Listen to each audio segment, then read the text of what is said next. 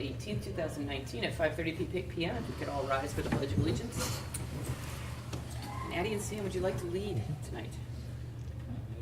Pledge allegiance to the flag of the United States of America and to the republic for which it stands, one nation, under God, indivisible, with liberty and justice for all. Welcome, everybody. We have a little bit of a change seating arrangement. Don't need to yell. We do have a revised agenda for this evening. Are there any other additions or deletions to the agenda? There are. So we received Hopkinton Middle and High School Health, Wellness, and Physical Education teacher Patty Connolly's resignation, so we'll be accepting that tonight.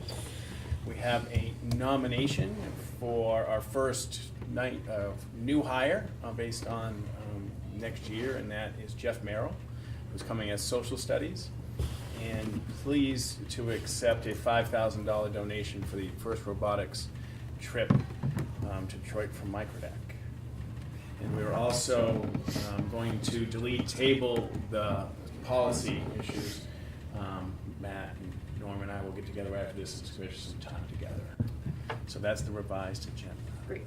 Thank you very much. Any correspondence? I did put, I thought Mrs. Connolly's letter was particularly poignant based on what she's gone through in the issues. So I put, as a correspondence, I put her retirement letter, resignation letter in. I thought the board would be interested in her journey and how a district supports someone through her journey. So I thought it was a particularly poignant letter. And the only other correspondence, this week, Tuesday night, we had, sponsored by the Hopkinton Family Support Team and the Hopkinton Town Library, we showed the movie Resilience with a panel. We had about 25 people, a panel of a local person, Catherine Meister, Lynn Clough, and Beth Kaepernick. The panel was really nice. So it was a great event and a lot of people. Great. That's great. It was good. Sorry, I couldn't make it. Great. In the packet was a set of minutes from the regular board meeting held on April 4th, 2019. I'll accept a motion to accept those minutes, please. So moved. I'll second. I wasn't here. You were here. Yes, I'll second. Okay, Yep. great. Any further discussion? All in favor? Aye. Any opposed? Motion carries. I'll take a motion for the Hopkinton School Board to approve the minutes of the non-public meeting held on April 4th, 2019. So moved. Second. All in favor? Aye. Any opposed? Motion carries. At this point, we have public comment, which we can save for the second set toward the end of the meeting. We'll move right on to the comments from the Hopkinton School Board. I know, it's disappointing. Comments from the Hopkinton School Board. And why don't I start with you, Addie? We haven't seen you for a little bit. It's great to see you. Yeah, it's good Yeah. to be back. Yeah, I emailed Mr. Chamberlain about Grow, which I'm like leading this year, and like the garden boxes outside of the school. So Excellent. Do you have your license? yes, I do. So I can drive myself now. That's so. big. So it was all worth it. So congratulations. Nice. That's great. Sam? Just can't express from all of the students who have heard so far how thankful we are to have had Mrs. Conley in the district for so long. She has always been such a huge part of our community, and it's going to be a lot different without her. Okay, stop right there because I'm going to start crying. Okay? No, it's true. Excellent, and thank you for sharing that. Yeah. Matt? But just like last year, Celebration of the Arts was outstanding. I apologize for not being here, but I was able to do that and spend some time with my daughter on her birthday. So thanks to all of those folks that put that on, and the turnout from the community was incredible. And it was standing room only in the gym, so it was pretty cool. And then congratulations to Team Osram, who I heard is succeeding. So that's it. Me? Okay. Yes, Yeah. you're So up. I just came back from math night for 10 minutes, and it was really packed in there, and I had to leave. Unfortunately, it looked really great. A big shout out to your lacrosse team on your big win. Did you score? Which one? Varsity, the first game. It was like 23 or something. Oh, But Bishop Brady. Congratulations on your first win. And to the girls lacrosse team, I was able to go to their game with my team to cheer them on. Two other things. Jim, congratulations on a great the budget. I think I went to the budget committee meeting, and Jim was there, and he did a great job representing the school board. He had a lot of tough questions, and I think he did great with that.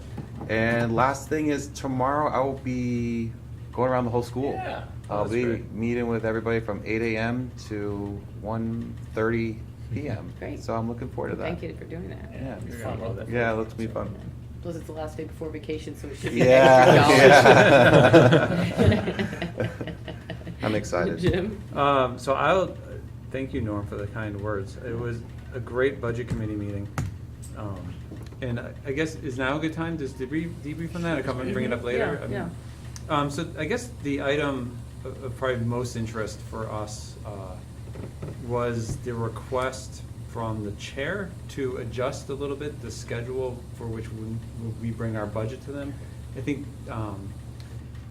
Janet expressed from her side sort of the rush nature that she feels upon finishing up the town work and then getting our stuff and trying to get that completed right before the public hearing information, sort of how the calendar is condensed.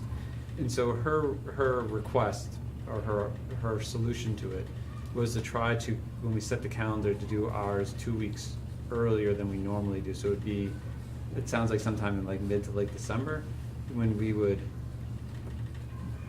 they would finalize our budget, which means our presentation would even be earlier than that. So I think I acknowledge that I understand the rush nature that she feels, but also acknowledge that we are rushed on our side, trying to get the budget done and trying to make it timely, since we're on a fiscal year. The later we are to the July start date, the harder the numbers are to come by. In that, what we didn't want to do is rush our process, Steve, rush your process through the staff to get to the board, to have our conversations, to get it to them 2 weeks early, if that wasn't going to work, to get them the best budget that we can produce. So I think my request back to the budget committee was to really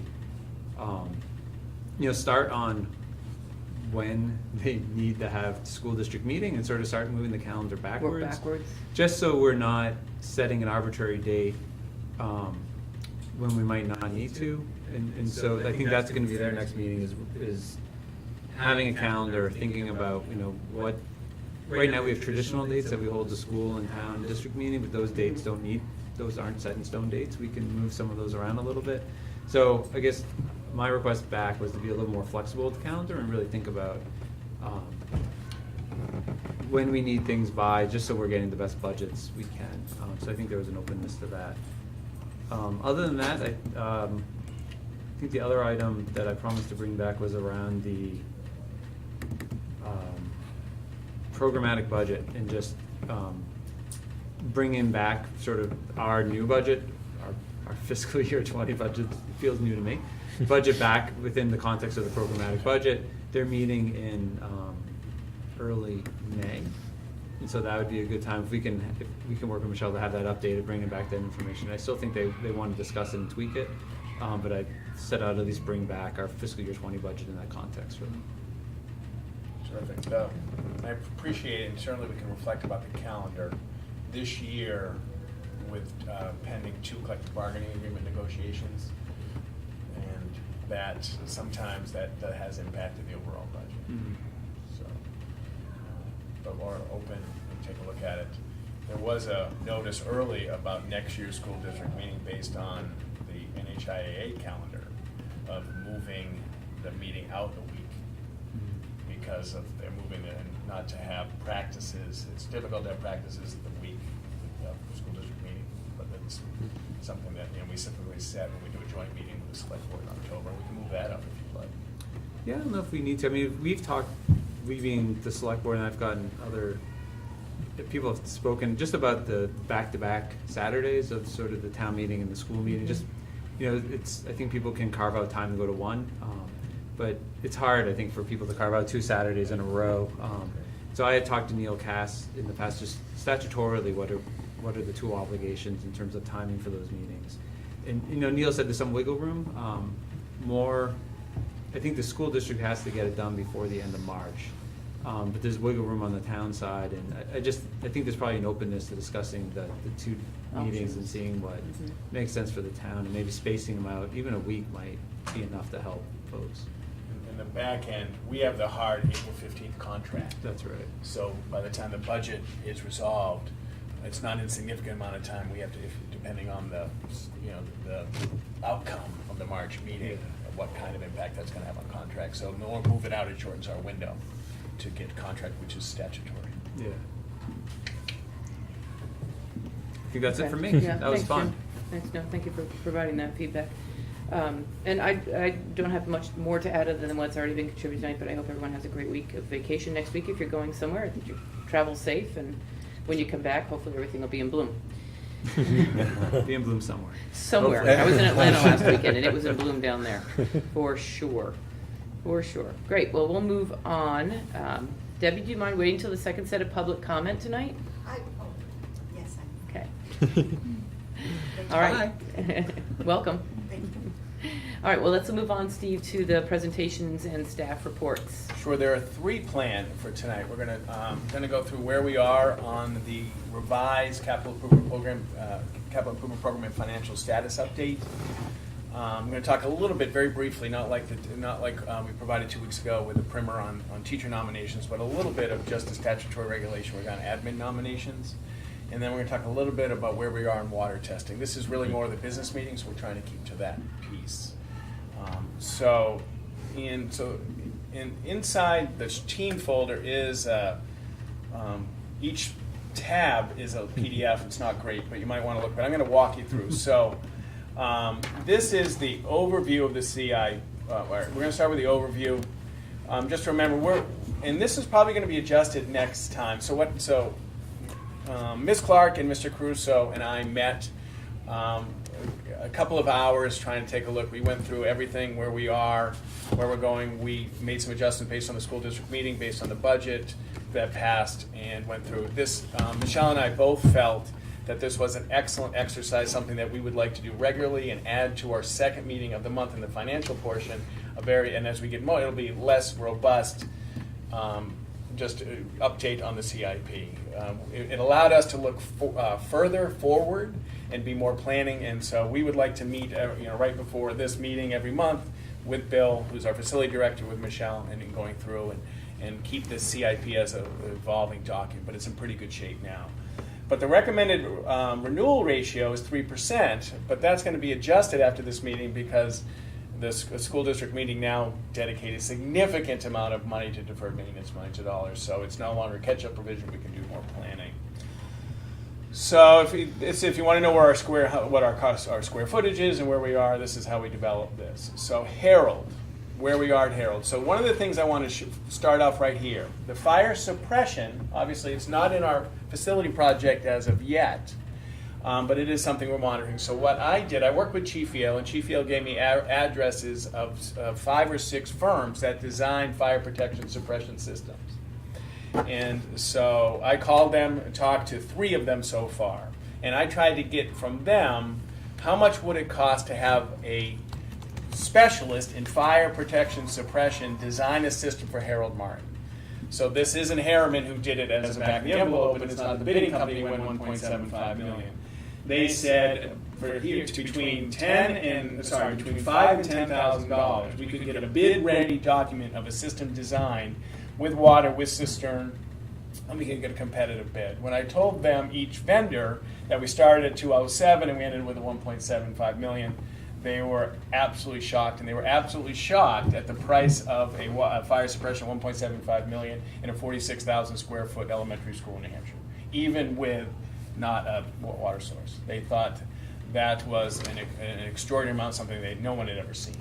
So the board, and this isn't a tonight thing, but it can be a soon thing. So the board could charge the superintendent to put out to bid or get quotes for a design system, and we can put it out to bid, and we can get a number.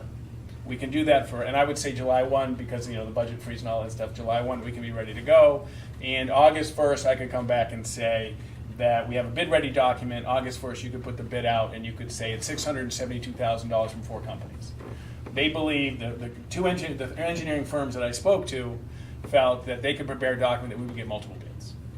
So that's one way to go, and then we can decide where that fits. Or you could take that engineering and design fee, roll it into the facility project, the $9.7 million design fees, and do it that way. It's not a today thing, but it is a thing. one of the ways to move forward is trying to get a better number about fire suppression, either separate, if we can look at this outside of the $9.7 million approved bond, or we can wait and work with the facility committee and building committee come back. Those are your choices. Can I repeat that back to you, make sure I understood? Sure. So your one suggestion is to go find a company to help us put together a bid package and then Correct. send that out and get quotes and bring those back in. I mean, could the company that would help us do a bid package give us a guesstimate of what that cost would be? And the only reason I say that, because going out the bid, if we got bids that are $600,000 in August, September, October, we don't have $600,000. And so it's okay to get the bid, I'm just not sure what we would Do with it? I'm not sure what we'd do with We it. might not be able to act on it. Yeah, so we would have a bid that, when we would be ready, if we wanted to act on it, it would have to be after the March town meeting. At that point, we'd probably have to go out the bid again, unless someone does, hold their bids for 6 to 8 months. months. So I'm just curious if we can help someone give us a back of the envelope for what it may cost, just so we can then factor that into the We budget. can ask, they felt that they don't give good cost, they give good design. Okay. And then a company who would actually build it would give us good cost. Mm. Right, so why would if we figure it out, it is $500,000, that's knowledge going into the facility project, we know about what it would be. Some of the companies Harriman actually uses to spot check. So one company these companies, all they do is fire suppression.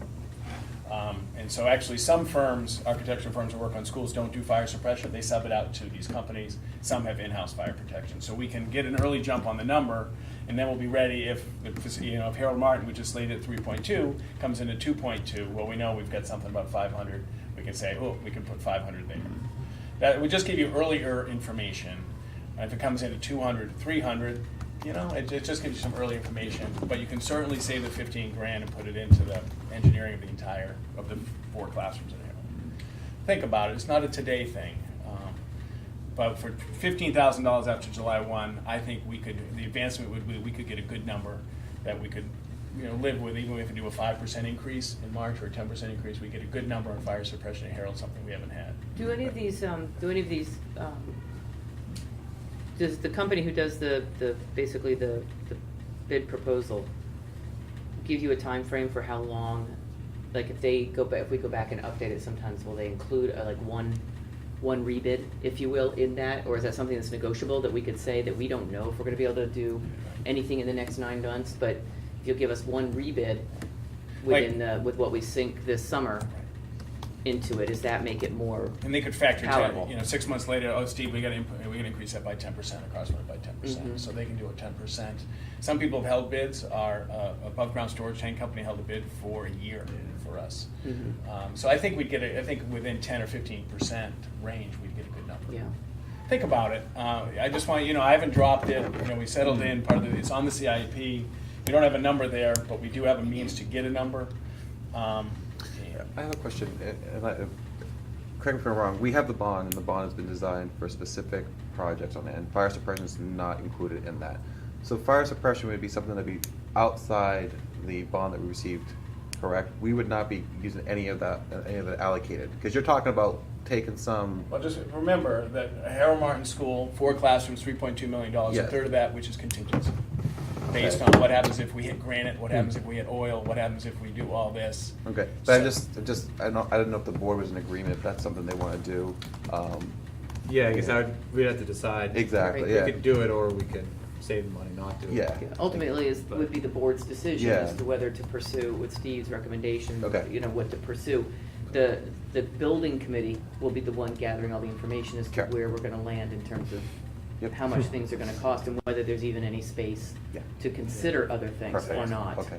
Yeah. Perfect, I thank you don't know very if much. If you caught it at the bottom of board notes, that NESDEC offered a free mid-year upgrade in their enrollment projection for the first time since we've been doing this. So we got an updated enrollment projection that will be on the agenda in 2 weeks. Early indications are they didn't go down. So there's going to be pressure to look at, if there is room under contingency, things were a little easier to look at additional classroom space, because when you see the enrollment projection updated, it's not insignificant. So all these are factors. One thing we don't have now is we don't have a good number to even think about fire. if you want, in 2 weeks from now, talk if you want to do it or if you want to wait. There is a process in place with Chief Yale and these that we could get a number over the summer and have a little bit of knowledge going in. That's all. That's my dog in this fight.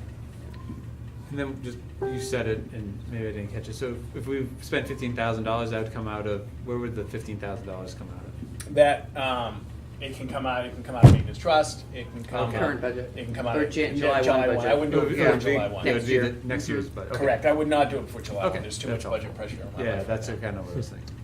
If we were to go with fire suppression, we would be in agreement that we would not pursue it without Chief Yale's blessing on the design. Sure. Chief Yale was the one that gave me the fire suppression people. His expertise isn't in design, but having him a step of the way. I would value his opinion on Me it. too. Having him involved You with know, it, I think- absolutely. I think it's a sign off. Yeah. Yeah, You would have to yeah, say- Yeah. that's what I would Yeah, we haven't, want. I called Chief Yale was the one who gave me where Yeah. he gave me the contacts to do this. Yep. So I would consider it part and parcel of what we do.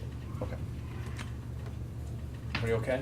So the green is moved to FY20 because that was approved in March. It's just placeholders because we do understand we can change things as we go through, but this was in this column, recommended facility project, now it's here. For FY19, there aren't any planned between now and the end of the year projects. Looking ahead for the CIP concerns, I put the concerns in red. This is a concern with, we are going to be looking at, we still have one very old boiler at Harold, so we got to put that on the radar for a few years. We're monitoring that, so we're keeping an eye on that. One of the things that I did add up to the top is, for the first time, as part of our capital improvement, is regular furniture replacement. So I've met with a furnishings company, looked at and basically every 20 years, we should look to replace our classroom furniture. We haven't put a regular schedule together. Now it's not just reconfiguring replacement, but we know universal design, and we know there's an educational significance, so it's time to look at a regular replacement. So one classroom a year at each school. At Harold, it's about 10,000 per classroom. At Maple, it's about 12. Middle, it's about 15. High school, it's about 17. And this was one of my meetings with a school furnishings firm. Just placeholders. So FY20, we are also looking at paving. You'll see this in all districts. We need some paving done at all our schools. That's in the CIP. And yes, we are monitoring our underground storage cathodic protection. We lived through that at the high school. We're going to stay ahead of it this time at Harold. We have noticed in looking at the cathodic protection that the reading is starting to go down. It's not that threshold yet, but because it is heading in the down, we want to be right a month ahead, not a month behind cathodic protection failing. We also, next year, will be doing our ductwork cleaning throughout our district. Every 10, 15, 20 years, we look at ductwork cleaning. That's due. Looking ahead, we've got some food service stuff to replace. That's Harold. So what the meeting allowed us to do was start looking at, all right, let's start thinking about the boiler. Let's start looking at our classroom furnishings. Let's start moving. So that's Harold. Maple. Can I ask a question, Steve, before you Please. move off of? Please. So I'm just, I guess maybe I'm just skipping to a little bit of the bottom line, but at the very bottom, just so I can understand, you have the total, and so I assume the first number on the total is the amount of what's in the column? So, Correct. And then the second number? Is expected contribution based on industry standard. Okay. And then as you guys, maybe it's too early in your process, but as you're setting these up, have you thought, actually, I'll hold that for now. Okay, that helps. So, and just a reminder, so one of the issues, there was no money in the FY20 budget for capital improvement. Nothing was budgeted for capital improvement. So there is no money associated with this. It's zero. So the funding mechanism for our work you're going to see is the maintenance trust. Yeah. That's where the money is, and that's where you're going to see it in and out. This is simply now a projection of need. It doesn't talk about funding. If you remember, I wanted money put in the CIP. It was put into the maintenance trust. So maybe someday we can have money in the CIP and start saving, but that's where we are. Well, and I guess maybe that was you've started to answer the formation of my question, which I couldn't get from my brain to my mouth, which was part of like how are you thinking about, because this is a planning document, so we do have money in a maintenance trust Right. in which we can allocate to the buildings and into the line items, and it is a it's a bank account, so we can save. So if we look out, the fiscal year 23, we can start to allocate the dollars that are in that fund over time. Right. And then we can even guesstimate, like in FY 22, we think we need to allocate $1 million to the maintenance trust in order to keep track of everything moving forward. So is that part of where you guys are going to? Exactly. In FY '21, you will see the budget support the CIP over time. Some it's going to be saving. You're going to see $400,000 in air conditioning projects at the high school that are 5 years out. If we choose to do it in 5 years, we're going to start saving. Correct. Okay. And so that's what you're going to see in the next budget. Now you will see this document come alive with me saving it within the budget for some of it, and then maybe we have to turn that into maintenance trust and I get it all.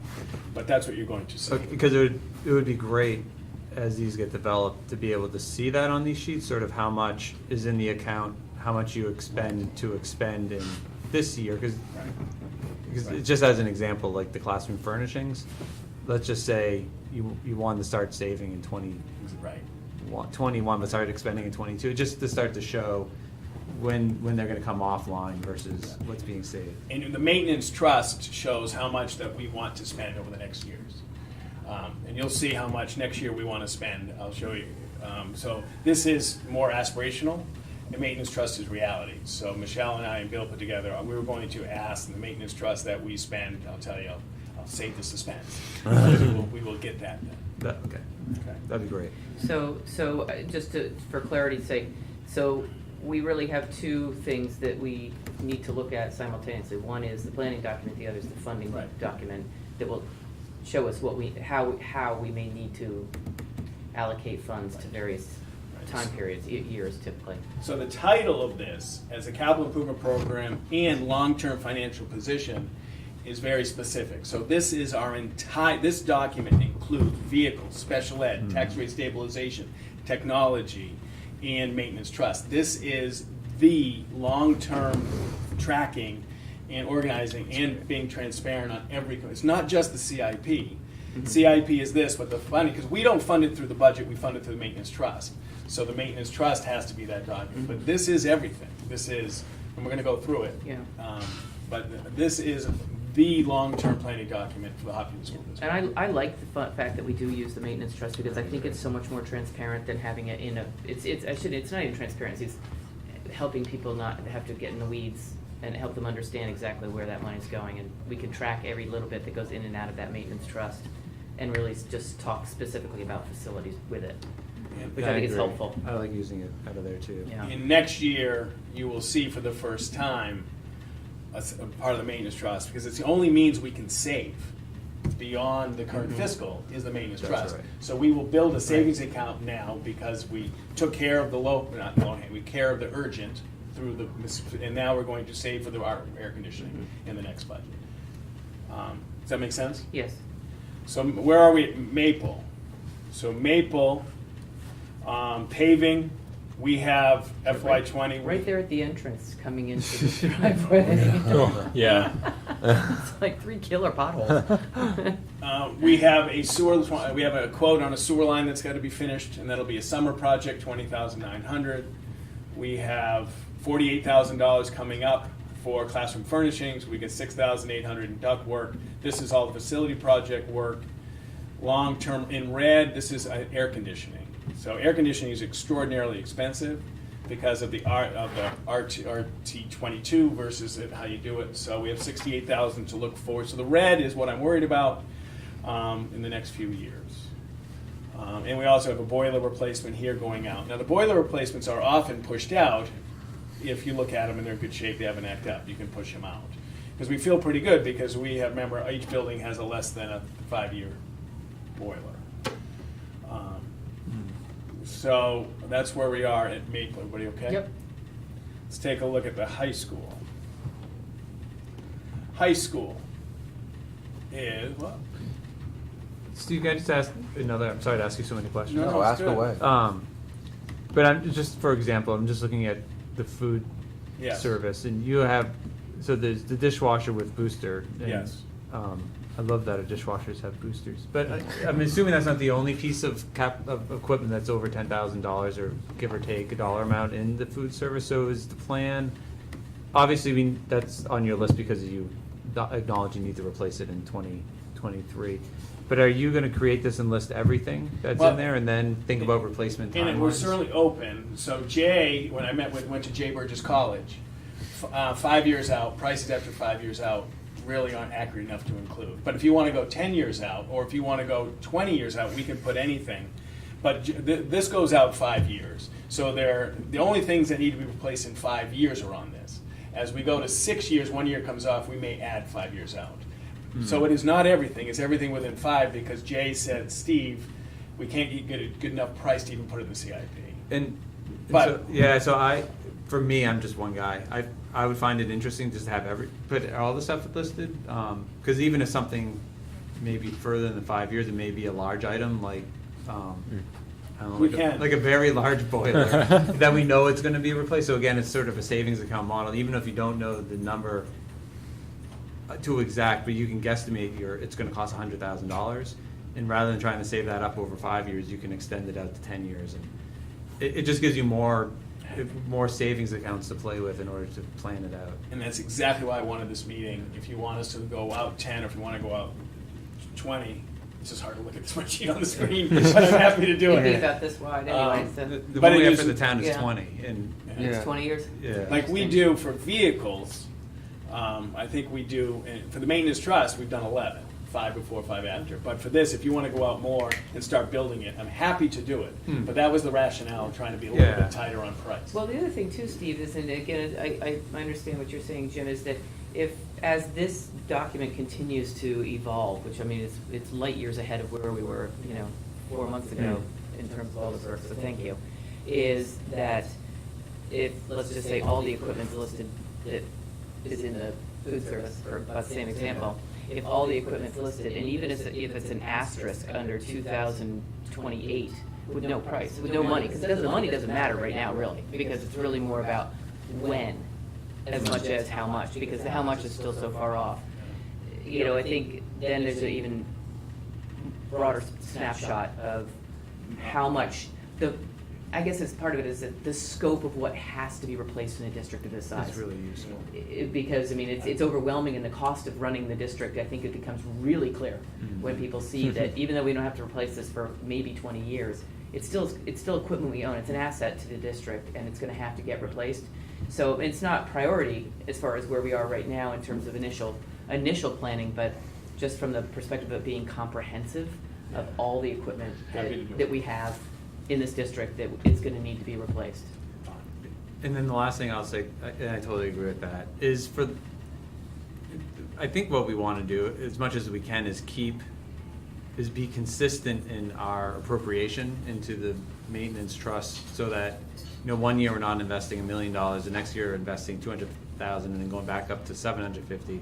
So to try to create a schedule by which we're saving and spending within a margin, but trying to keep it somewhat consistent so the tax rate doesn't bounce around. And so we're looking at those 10-year items, and if they're going to be huge, adding some dollars in. And so as things get spent off, we have the next item to add in. So it's a little bit of an art, but it's looking at those spreadsheets and trying to balance like when you do the expenditures and how much you add every year to the savings account, so that you're evening out the tax impact. Do we have any limitation on how much we can hold in that account? Let's say something we've budgeted for in 5 years lasts us 7, and so we've already got the money sitting in there ready to be Maintenance spent. trust? Maintenance trust. It's not Okay. lapsing. Just have to convince the taxpayers to put the money For in. good- Once yeah. it's in, you guys But got we've it. extended the life of something for whatever reason, by another year or two. Everybody okay? Yes, and thank you. So a quick look at the high school. We got a hot water heater we're looking at to do in FY19. We have circulating pumps we're looking to do in FY19. FY20, it's a gym curtain replacement. This is where the George Park is, if you remember that, the George Park. Paving at the high school and ductwork there. We also see $45,000 for classrooms. This was three classrooms. The middle school science doesn't obviously need to be done. This will catch us all up. And we get dishwasher with booster, all the facility project stuff. This is where the red is, that's $400,000 in a couple of years. And again, this we don't know. This is a guess because what happens with our air conditioning at the high school, and it is about for the auditorium, it's about 20 years old. It was my first or second school district meeting. We're at the school district meeting. Someone said, "How much do you need to air condition the auditorium?" And Todd Selleck and Dr. Ayers look and said, "What do you think about 50 grand?" 50 grand! And it was voted on just like that. And so I remember when it was installed. So and I've been here 20, so it's about 20. We wish. So this is, if it doesn't leak and the compressor doesn't fail, we can go forever. This is, but if it leaks, we can't. We have to replace the whole thing because it doesn't do. You have to change the coolant now. Yeah. Refrigerant or whatever, it's not the same one. 130 is probably a boiler. If I looked over, yeah, it's a boiler because that's old, and that's where we are. So we got a couple more projects in 19. We got a couple projects we got allocated for 20. Everybody okay?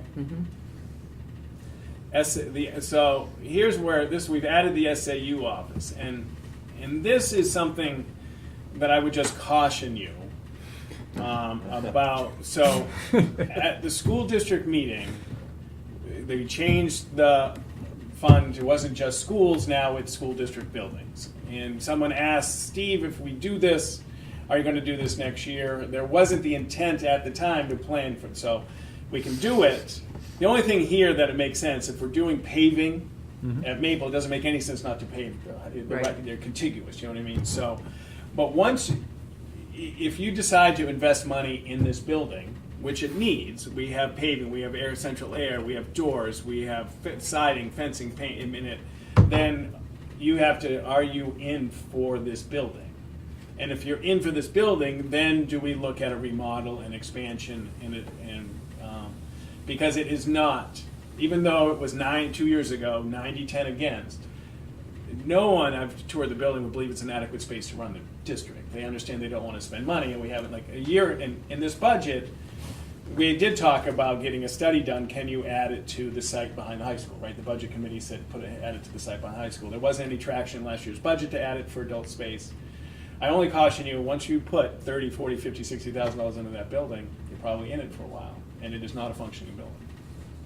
So the roofs that are on there for 2020, is that an urgent need, or is that we're at the life of that roof, and so it's possible? It's not leaking on my desk, so I would say it's not urgent. I'll be honest with you and transparent. Part of me was hoping that the article wouldn't change because I don't want to put money in the SAU building. But I serve at the pledge of the Hopkinton School That Board. we need to make a And decision the about Hopkinton School that. Board wants to put money into that building, we'll put money in that building. So Michelle knows, and we've talked about this, that the roofs, I did say that we planned the maintenance trust a year from now to add SAU to it, not do it now. But paving $1,400, you can take it out of the budget if you didn't want to do it. But it doesn't make any sense to pave it out while they're there. It's not bringing the hot top in. So that's where we are. Technology, this is Matt's area. The big one here is, and this is in the budget. This was not cut in the budget. Remember, we took almost everything out of the budget and put it into the maintenance trust. So there are 2 switches for 20. So the blue means it's in the budget, still in the budget. We get a lot of E-rate money in support for this, and it's switches, $25,000 worth of switches. Going forward, Matt has firewall, core switches. He has servers and storage, wireless access points. Now, the wireless access point can be changed as well because of the facility project and stuff. Everybody okay? So here's the maintenance trust, and it's a little funky. I don't know why it's way over here. Maybe that first column's frozen. I've got to change that to SAU. So, okay. And the question that we have for you, so this has been totally redesigned by school and area. Before it's one giant bunch. Okay, so we redesigned it for clarity. Yellow means it's already been done. It's historical. Shaded means it's been, it's done. The non-shaded means it's in the project queue. We still have publicly from FY13. If you like FY13, we want some direction. When do you want me to zero them out? Do you really want to know that we replaced a boiler in 14? It's up to you guys, but that's there. So once we go, so where are, I'll go for line one, maybe this way.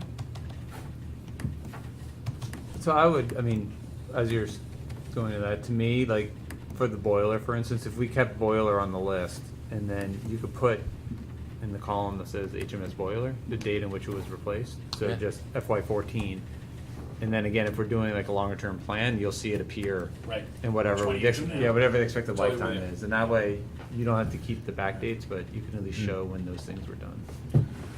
Love it. So we did not put any money in this year in the maintenance trust because of the performance contract. So we are planning on taking $5,000 out before the end of the year for some class furnishings. We are planning to do an AC project for about $3,000 before the end of this year.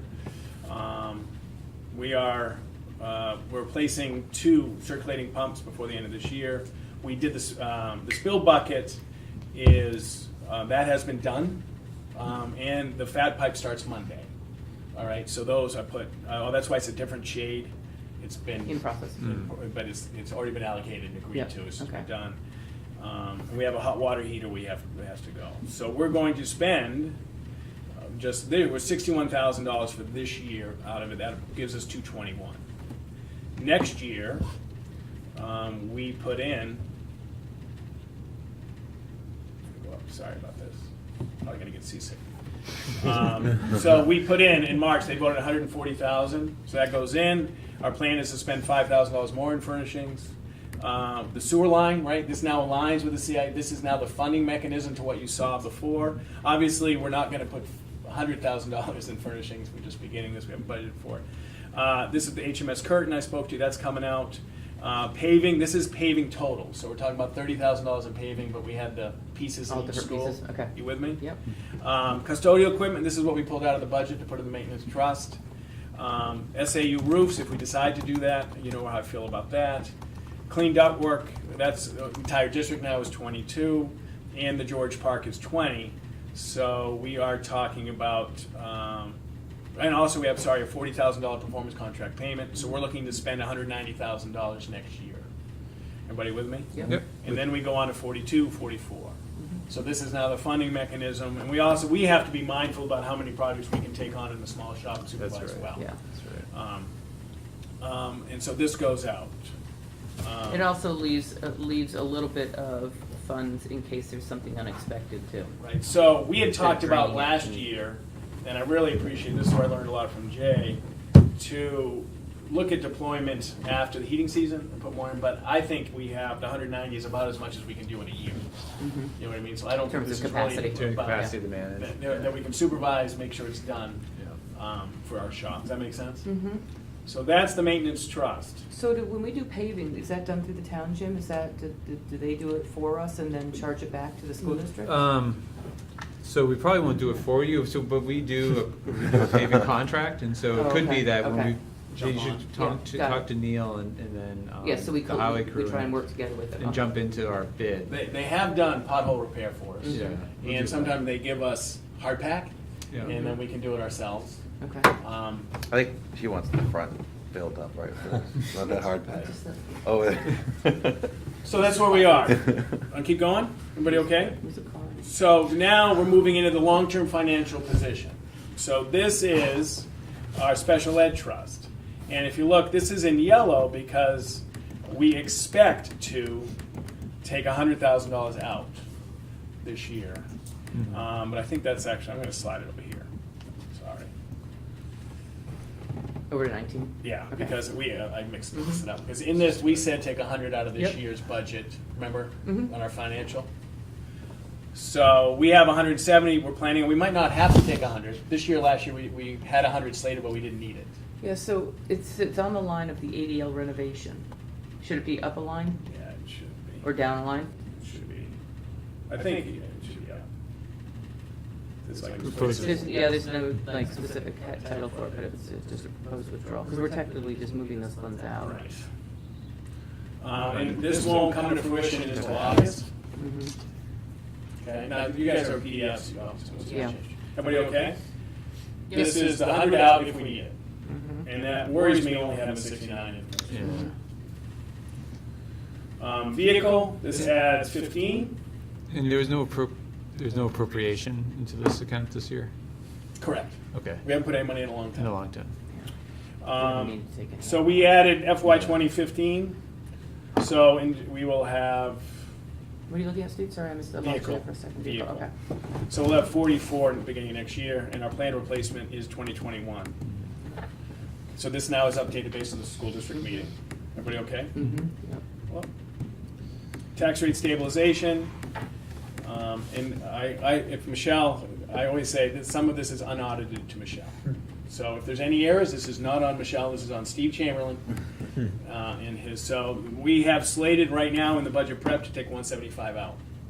It has not been pulled the trigger, but if we take 170 out, we'd have 156 in. You with me or against me? So that is it.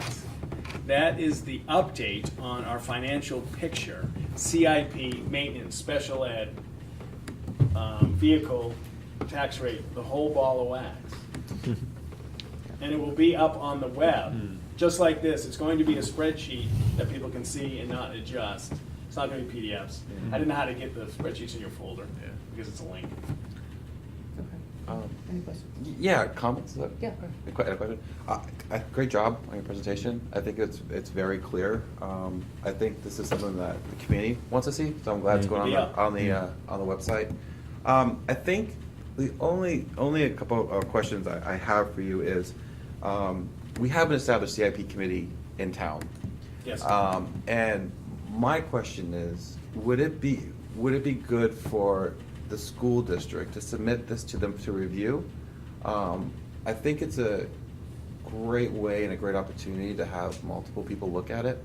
And so my question to you is, they ask, I think in August. They do. They invite me.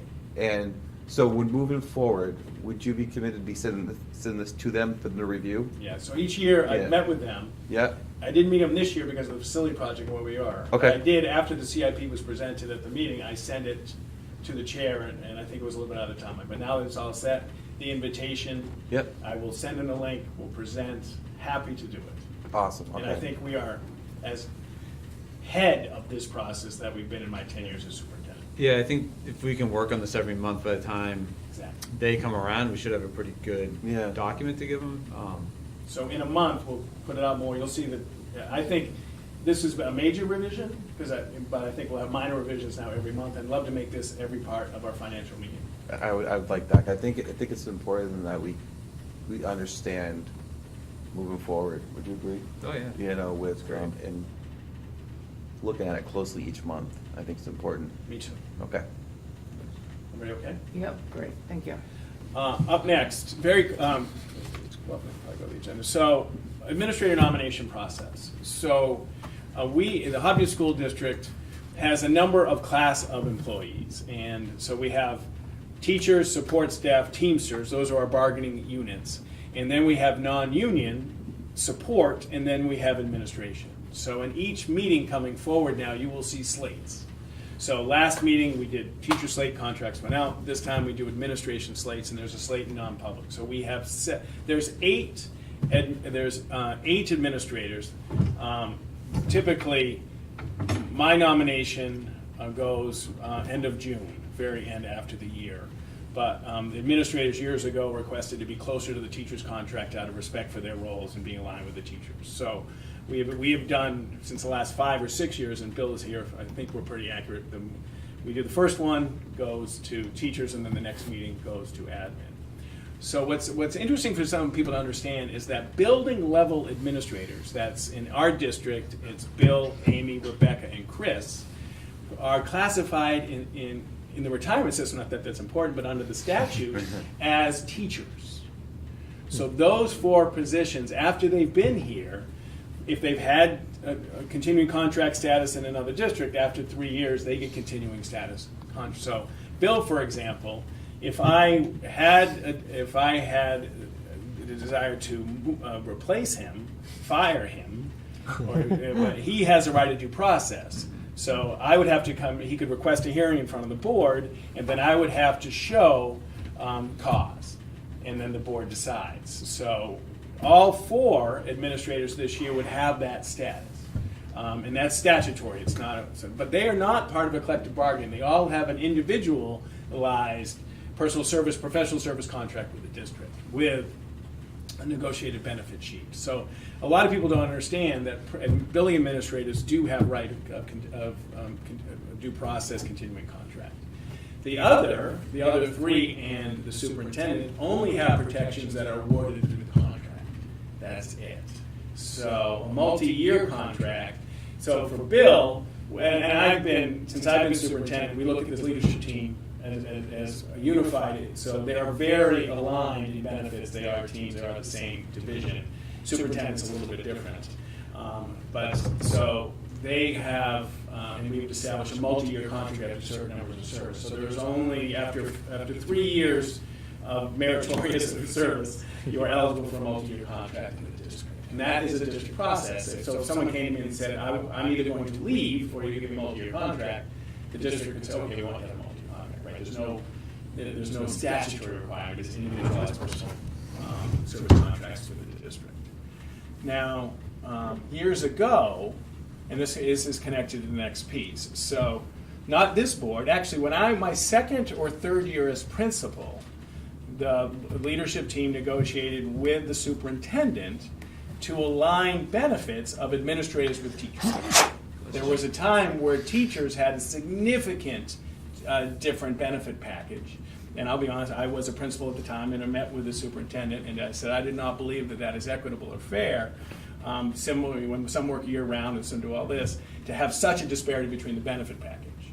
He understood that point of view, brought it to the Hopkinton School Board, and the Hopkinton School Board voted to provide a benefit similar to the teachers to the administrative team.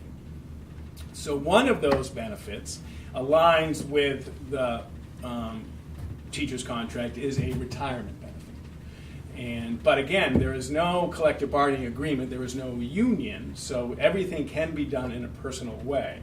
So my recommendation tonight is to negotiate a benefit change with Bill to secure his services for the next 3 years. So Bill has reached the eligibility for the benefit of the retirement. He absolutely has full freedom to look and go to another district and collect that retirement. I'm recommending the Hopkinton School Board for 3 reasons that we do a benefit settlement on that piece of the contract to close that and require and agree to a 3-year services binding contract with Bill. Now why, and it may be uncomfortable that he's on my left here, but this is all good, we're all family. So in district we're an interesting point. In March, they passed a $3.2 million school addition project here at Martin School. There is one person who knows, who can manage, who can really intricately put a 20-year decision influence on that project to make sure it meets our needs, and that's Bill. If he left right now, I think on that area, the district would be at a tremendous loss.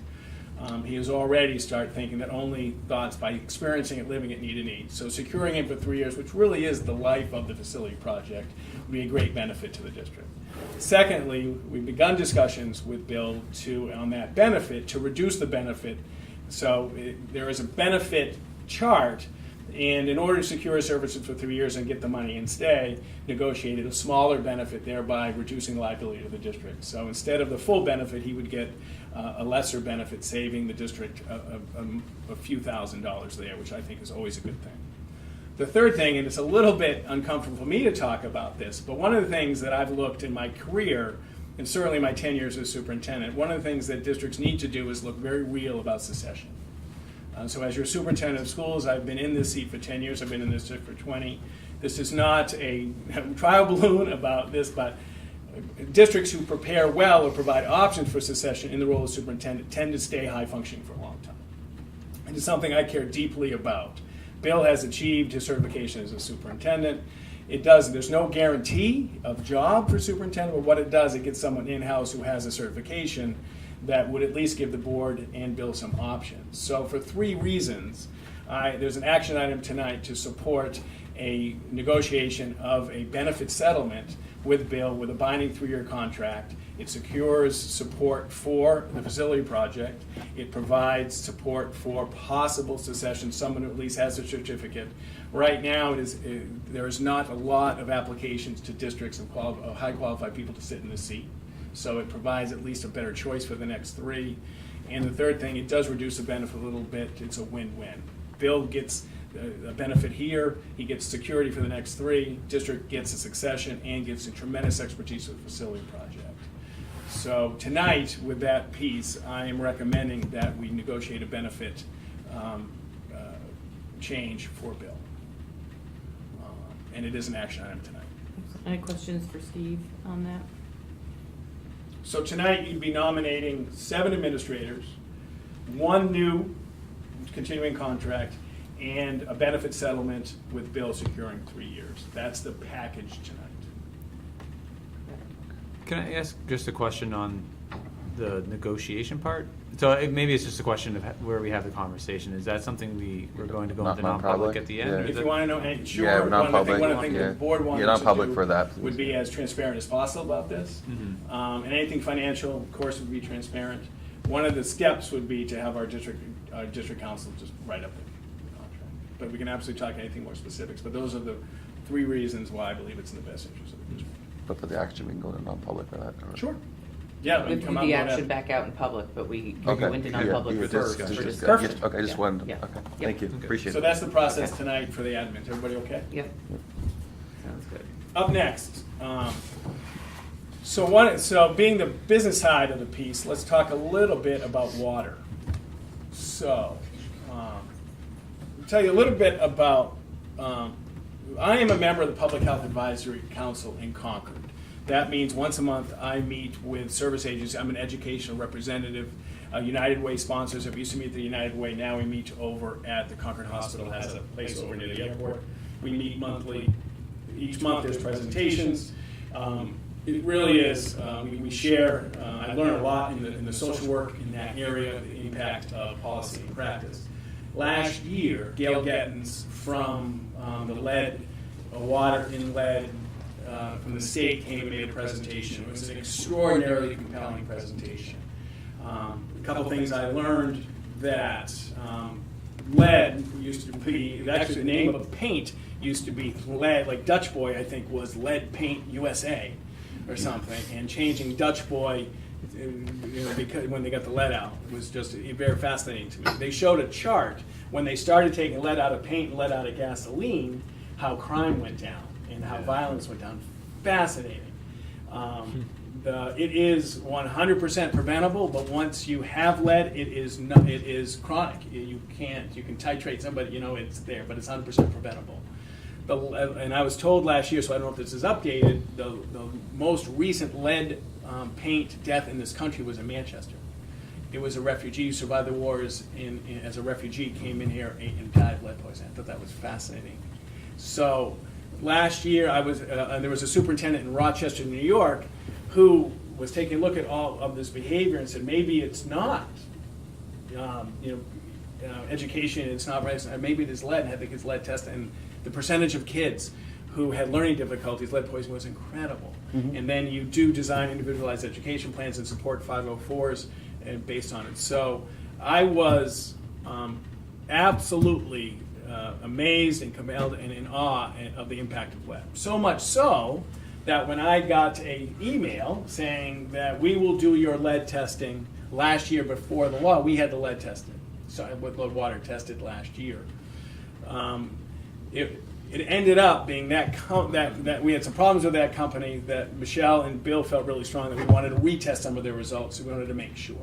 So we started testing lead last year, we retested. So, and this will be up. So online is a folder full of lots of testing of water. I called Cindy Clevens today. I'm trying to connect with her about how far do we go and how do we go. But this tonight is information, is a status report for the board where we are. So if you look at the high school, and Matt is there, Matt did conditional formatting if I run into trouble. So there's 4 levels of thresholds we're looking at. The law requires remediation of 15 parts per billion or more. That's bad. We know that's bad. So red is bad. Red, we're fixed. Red, we've already remediated. We're waiting for second test. No red at HMHS. So none of the testing came back 15 or more. Yellow, we're concerned about. It's warning. We're cautious, right? You like that? Yellow is cautious. Yellow is 5 to 15. So if we want to look at, those 3 are 5 to 15, we want to look at remediating. Now, we do have a document that I shared with you a month ago that is recommended, not law recommended, but to recommend to remediate at 5.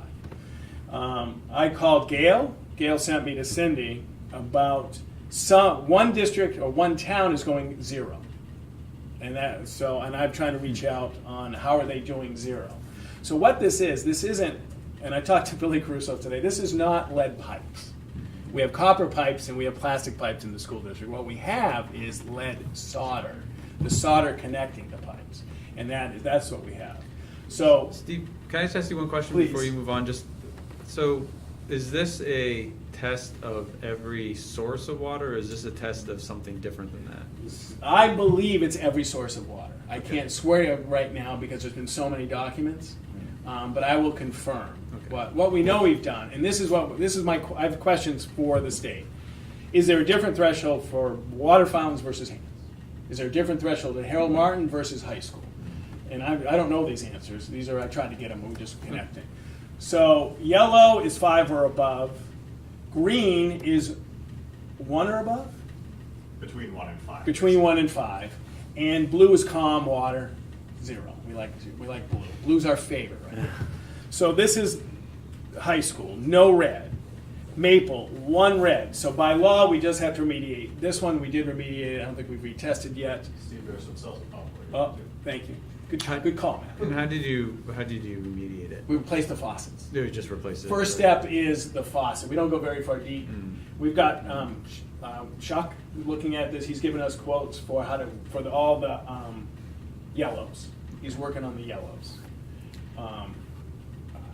and so we don't have them yet, but he's working on that. So you replace the faucets, you retest. Retest, it comes out blue. I'm a happy guy. If it stays red, we have to go deeper. That means we're taking more solder. We're going deeper as far as we can see. If we replace that, then we have to dig up. That's when we're set. Then we got to look at it. So it's test, retest, what's going on. I'll wait till you're done before I ask questions. Okay. Yeah. So this is maple, 1 red. We got some yellows.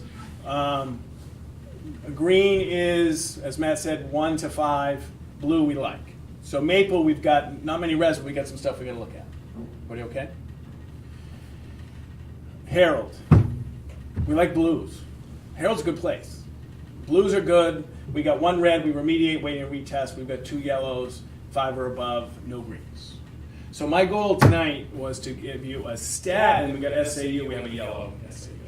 So this is and I will check with Bill if this is every single outlet of water, just to recheck where we are. I'm pretty confident it's everyone you drink out of. And so I'm still, I don't have final answer. It just takes a while to manage all this, but you know the scope of the problem now. You know that I've got calls in the DOE to find out how far and go. I'm going to call the town and the school to see how they are remediating to 0.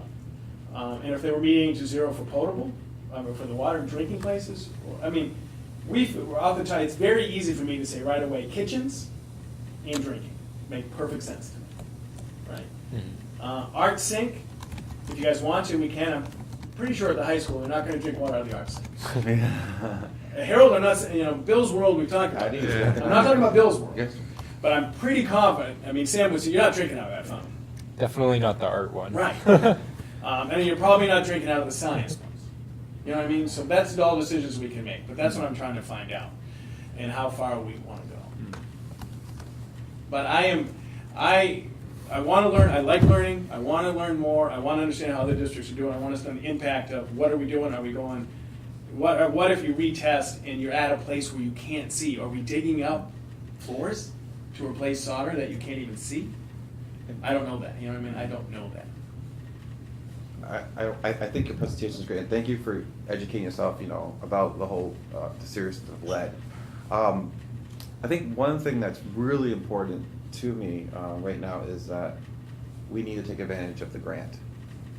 And it's really important that if we're gonna go down that path of getting a cost analysis on this, we can only apply for the grant once.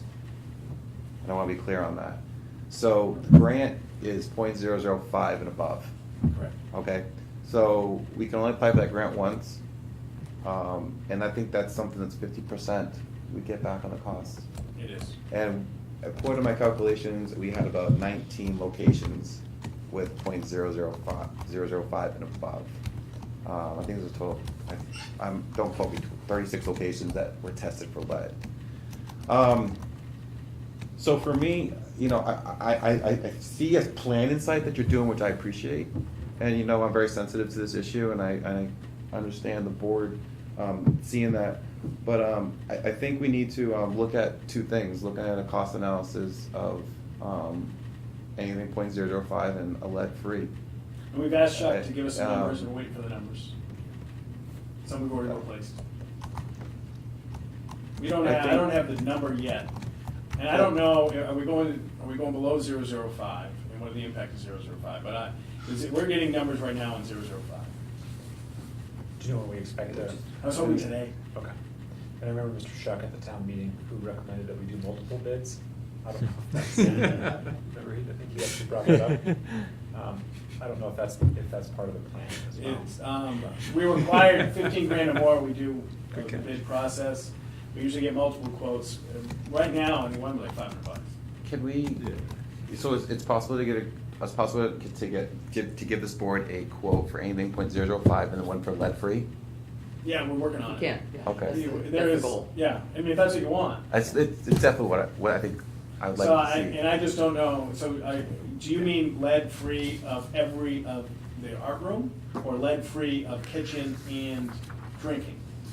Well, I think that, And I don't know what other I mean, districts have just done. so that, because there's a lot, I think obviously you've already shared with us how much work you've done on this in terms of contacting and gathering information, which is tremendous. And so in an effort to make sure that you're using your time and resources efficiently, if this district who has technically reportedly gone to zero, Working on it, the plan to. understanding what that means to them first before Right. we start chasing what it means to us, so we have some really some relevance of what is really going on out there. I think that, clearly it can be as big a project or as big a scope as the board may feel compelled to, to consider.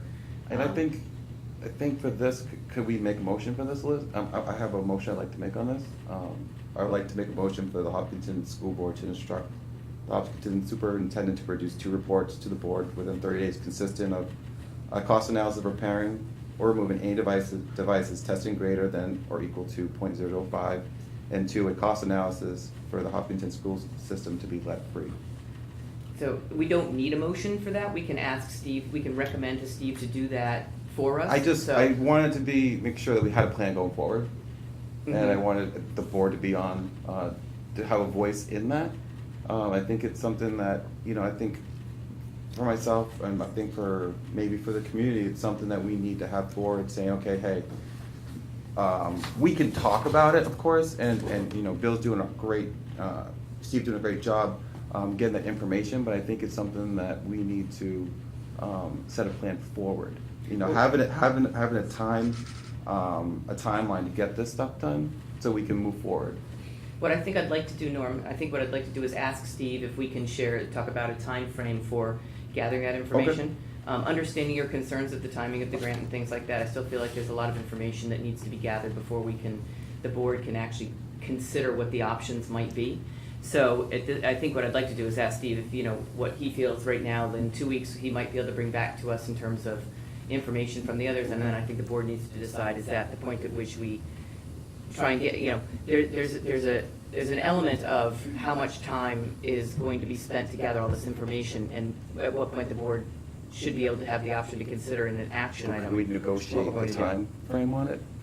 in the motion? Yeah, I mean, I feel like we're almost saying, I think we're saying the same thing, because you were saying you were hoping to have a cost by today. Correct. So I'd imagine that by next meeting, we could have a cost. Right, I think if we set up the expectations as to what we can, expect to see in the next couple of weeks, then it gives Steve a little bit of space to be able to But if it manage gives, the if it process. gives a direction from the board saying this is something we want, it kind of it puts a motion in place that, I mean, Sure, all I mean, norms. we can do it, that's fine. I mean, I personally don't feel compelled to need to make it an action item. I feel like asking Steve to bring back to us 2 cost estimates, one for 0.5 and one for whatever 0 might be, is to me sufficient to know that Steve will carry that out for us. And if for some reason it can't be done, that he will let us know as soon as possible. It's up to the vendor, it's nothing we do in-house. So I have to find a company that will come in and give us a bid to do all this work. But Chuck's working on it to give us an initial. Correct. For the first wave of 5 or above, I will just have you do that. Okay, gotcha, so he's looking at 5. Correct. Okay. I did not look at 0. But we don't know what 0 is. I mean, that's Right, and part of it. what We don't know definition do you 0 want for Yeah, 0? what definition is 0? 0 to be kitchen and drinking, or 0 to be art room and science? I mean, so if that's a question, I would say 0 should be everything, but I also don't know what it costs. So if it's really $200 to replace the art room sink and it has Right, lead in it. We don't have any scope of the concept. $200 seems pretty reasonable to Right, me. yeah, I yeah, think that's yeah. what's, Yeah. what I'm looking to see is just, because there's no money that's being spent, it's just for us to say, okay, us to talk as a board saying, and also to just for you, Bill, as a teacher, if a parent comes up to you and says, hey, where are you going with this? Say, hey, listen, the board has said they're working on two analyses, and it was I think the discussed. board, You know. I mean, tonight we've had Yeah. discussion that gives Steve direction to continue to pursue what those 2 options So you don't think might it'd be. need to be a motion for? Yeah, you can if you want. I'm not sure what more that's gonna provide. I guess that's the question. I thought that We've given him direction and asked him for his recommendation and to follow up on it, and I'm okay with it. My being only that. concern is to getting a vendor to come in and look at every single one and give us a price for every single one. That's not insignificant amount. Not for us, for having a company come in. If they can do it, I'm happy to ask, or have Billy Crusoe ask them. I don't know. Believe it or not, sometimes companies do not want to give us bids. It's work, because it's overhead. They'd rather, we'll come in and, we're just gonna come in and do it. And then we say that, and then some companies, wow. Yeah, especially if it's $100 a pop. And then if we're looking at 30, Yeah. and then what if we don't do the one? But we can ask. And And he's local, he likes us. I mean, I'm fine either way. I think the 30 days. I guess I would rather see, some sort of expectation when we get it. And I get that Chuck is going to try to get us something for our next meeting, which would be great. I think if in 2 weeks, Steve, that you can follow up with I'm us good at my email. with some more, is to bring us what you can in 2 weeks for us to be able to see, to see where we are, and whether or not there's a company, if it's possible to get a barometer on whether or not there's a company that's interested in coming in. And if the answer is we can't get anybody to come in, then Yeah, we're willing to. By then, I did call Gail, I did call Cindy. Cindy will come too and give a 15-minute presentation if interested. She has been, I'm understanding she went to a district 20 minutes up the road. And are you interested in want to have her come? Sure. Yep, I think it'd be helpful if there are people here at the meeting too that So they next, can learn. our slate for next meeting is vaping. That's Yeah. our big piece, and that's not insignificant. Would you want me to see if she can come next meeting and do? If she's available. Okay. If she's available. You got it. Yeah. Happy to. Does And that so- satisfy you? I just want to make Yeah. sure, I'm willing to go in either direction. I think. I mean, I think, if you want my honest opinion, if the board's comfortable, I think it'd be great if it's, okay, it's confirmed from here, from this board, that What we're asking for. we're asking for. I think it will, set a good feeling, and I think that's important. So if the board be comfortable with something going forward like that, I think, something please to consider. I think, yeah, I mean, I'm okay with the motion. I think it's hard to ask Steve to come back with a proposal in 30, with Yeah, a. we I can think work putting, on I think that. putting a Solution stipulation on that puts a Yep. lot of pressure. That will be the where- king of water for me. No, Because I serve at the Pleasant I Valley would- School District. no, I we spent can- 50 hours on HR in the last 2 weeks. You want me to king of water? I'll be king of water. I would consider, the deadline for the deadline for testing is what, July 1st for the school. So we can change the 30 days, whatever the board's comfortable with. I just think it'd be good to have a plan in place and a goal in sight. So I'm willing to negotiate that.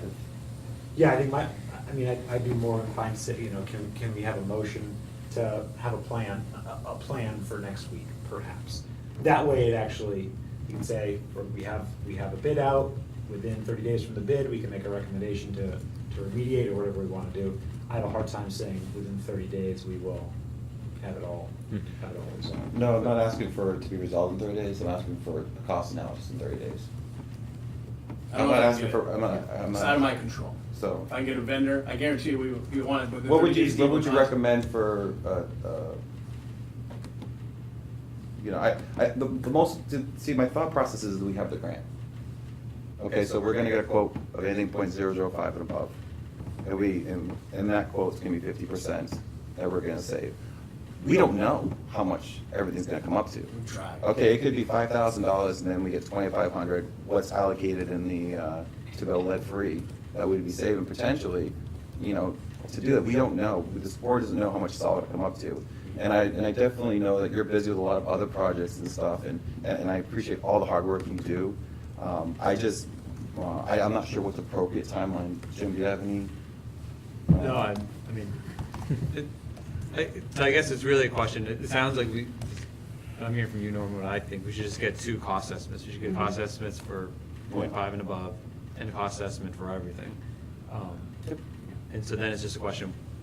Maybe that's enough, and then and then Steve will tell us that no one will come in and look around. I think that, Steve, if you can bring back on the agenda the update for the water in 2 weeks, and where we are. I think the board has been pretty clear that the expectation is that we want to be able to get to a place where we can actually consider, and with Steve's recommendation, take some type, if any, action.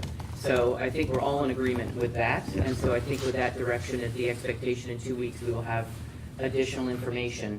And if Steve is unable to get a vendor who's interested in coming out, then we will need to discuss that as a group to say, then maybe we need to look at a different approach to the situation. Thank you, Liz. Or, different set of circumstances, and maybe we redirect at that point in time. I mean, I'm very comfortable with that.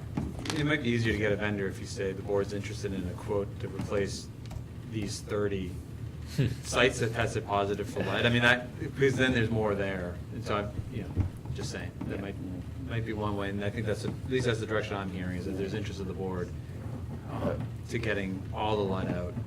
And we have that's pretty good, right? I think and we have the it's sites. interesting for us to be able to understand what that would look like if Well, we need to if get the that's cost, even an yeah. option. Right. So, Do you know if there's any other school districts that have lead-free completely that you're aware of? Is it? Just that one you were talking about? Correct. Just that one? I was informed that there are multiple districts. I asked for the names of multiple districts. Yeah. I got no response. Yeah, I was trying to find two. I was like, Then Gail called and said there's a city in New Hampshire that's going lead-free. Okay. And the school is a part of the city. So it's not like a separate school district. Got It's it. the city's going lead-free and in a city. Okay. But that school, that city also last year did a lead testing policy, that every student in the city has a lead problem. Got it. And so it's just different. so they than know us. there's a problem that Yeah. exists. Right, it's Yeah. different than us. Hmm. And I don't know of any school districts with our similar profile that are going lead-free. Well, like I It said, hasn't been. I appreciate you steamrolling that. I want to make that clear. I really appreciate it, and especially understand how bad lead is bad. I'm an anti-lead guy. Yeah. No one's arguing with that. I really Yeah. am. I mean, I was ahead of the curve. We tested last year. Yeah, that's great. All right. So, thank you guys. Thank you. All right, so we'll put that back on for 2 weeks from Got now. it. I'm sorry, there's just, I know that you'd like to make a comment. I don't know if before we. Please. Yeah. Maybe not about lead, but. Yeah, no. Oh, okay. I'm Crystal Corliss. So I have a question. I don't think we've tested all the sources, correct? I'm not sure. We've got a lot of, between Hard to know. this 17, 18, I mean, I can show you, so I will verify. Okay. We've done a lot. Okay. And between the 2 years, Mr. Caruso believed they were everyone, and for sure everyone that people do that, but I will verify. for this meeting. So how are you handling water sources like the bathroom or classrooms where children do drink out of, even though they're not supposed to? Right, we are, right Especially Harold now, Martin. we remediated the 15. Right. Red that's is good. done. Yep. We're getting prices for the 5s or above. Okay, so my concern is if they haven't all been tested, and then the kids are drinking out of them and they're not supposed to be, what are they potentially being exposed to? That's my concern, because I have Absolutely. a preschooler Right. who tried drinking out of the bathroom today. And feeling him off because he can do it at home. Right. So he thought, oh, I can do it here. No, I can't do it here. And I have a kindergartner who drinks out of her classroom sometimes. So if those haven't been tested, I mean, I can tell them not to all I want, but I'm not there. And that's, Bill and I talked about it, right, how many, I honestly don't know how often that happens. I'm pretty sure high school is pretty kind of art. I go to high school, she said she doesn't, so we're good on mine. I like that. One out So, of three of mine. But we have done, and I can show you, so if you go to the website, Mhm.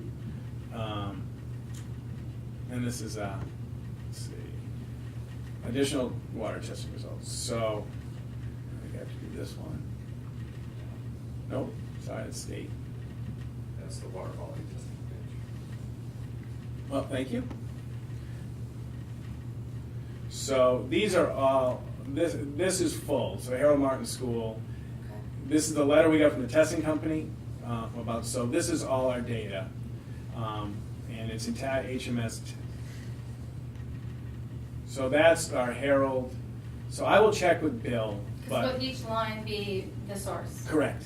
So that doesn't seem like it could possibly be all the water sources, because that, I mean, that's like as many, This is non-classroom stuff.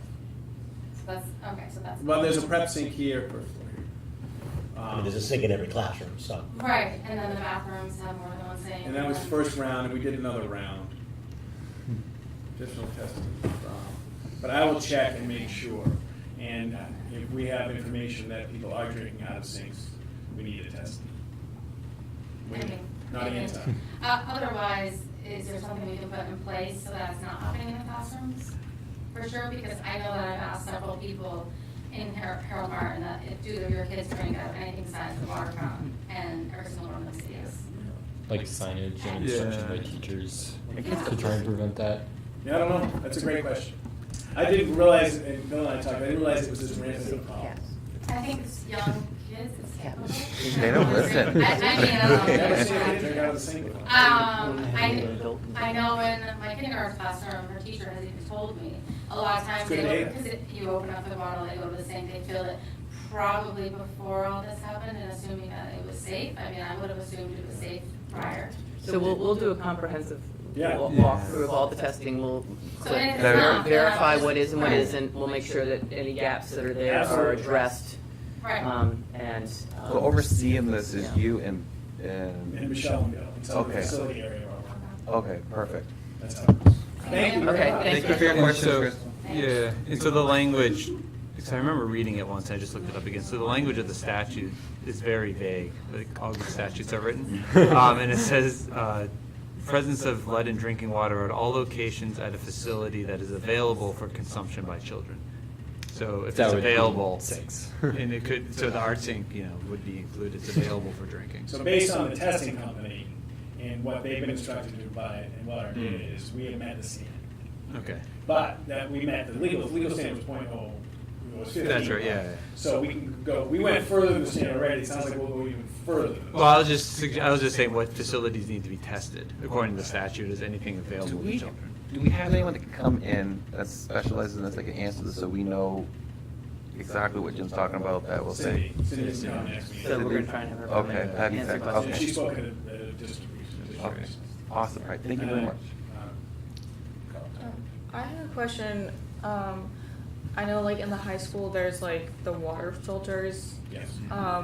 Do those like already filter out stuff like lead, or were they tested and stuff?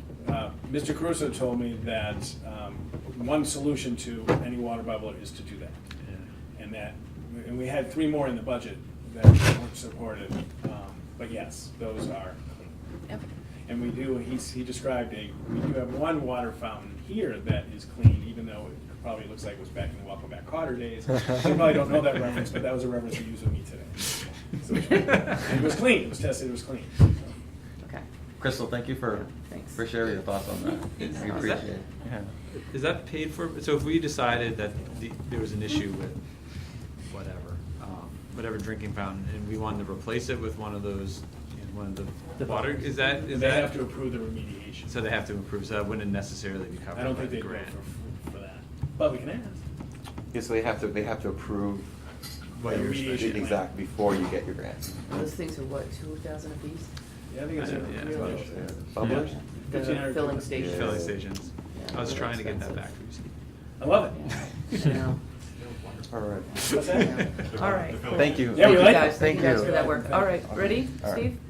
So those are my 3 presentation staff reports. Perfect.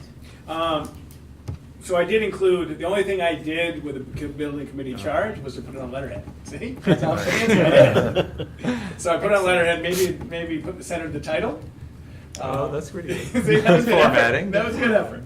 So, because I thought we accepted the charge last time, but I thought we'd do final. That's good. And the only thing I did for the community interest survey is I added a piece of the charge, Yeah. and I called it community interest to serve on subcommittees. And I'm open, as always, to feedback on those 2 things.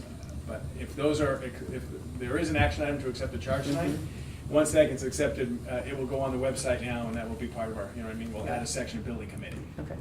My only question on the interest form,